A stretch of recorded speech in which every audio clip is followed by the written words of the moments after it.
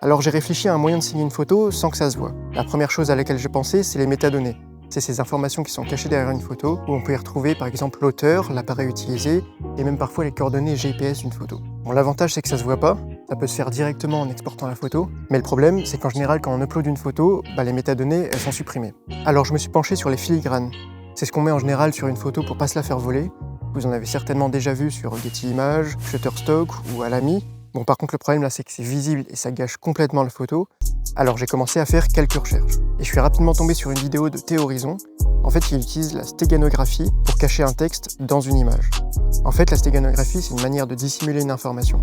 On peut cacher quelque chose dans un texte, une image, une vidéo ou même un son. Du coup, ici, l'idée c'est de cacher une information, c'est pas de la rendre illisible ou incompréhensible comme en cryptographie. D'ailleurs, vous en avez sûrement déjà vu, par exemple dans Prison Break, Scofield a un tatouage sur le torse et personne remarque que c'est le plan de la prison à part lui. Bon, il y a plein de moyens différents de cacher une information. Par exemple, ici, on peut cacher un texte dans un texte. Et pour retrouver le message caché, il faut utiliser ce tableau. Bon, maintenant, ce que je cherche à faire, c'est cacher une image dans une image. Alors, j'ai continué de faire quelques recherches et je suis vite tombé sur une vidéo de Théorizon qui montre comment faire. C'est comme ça qu'on va réussir à cacher une image dans une autre. Alors pour commencer, il faut comprendre comment une image est faite. En fait, une image, c'est plein de pixels. Ici, par exemple, 4000 pixels par 6000 pixels. Donc ça fait 24 millions de pixels. Et chaque pixel a 3 couleurs codées sur un octet pour chaque couleur.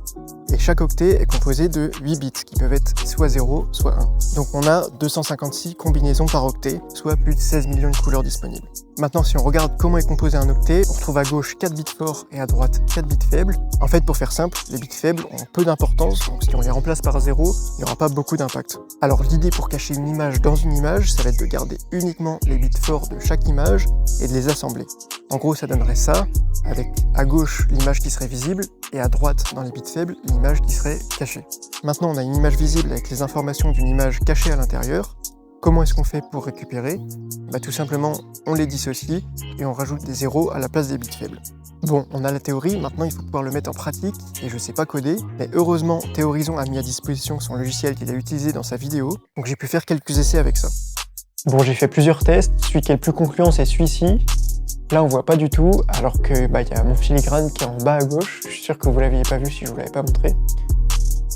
Après avoir fait quelques tests, on se rend vite compte qu'il y a des images sur lesquelles ça fonctionne beaucoup mieux que d'autres. Par exemple, une image qui aura beaucoup de changements de couleur et beaucoup de détails, on remarquera rien. Alors que par exemple, avec un ciel bleu où il y a peu de nuances de couleurs, on se rendra compte qu'il y a une image qui est cachée à l'intérieur.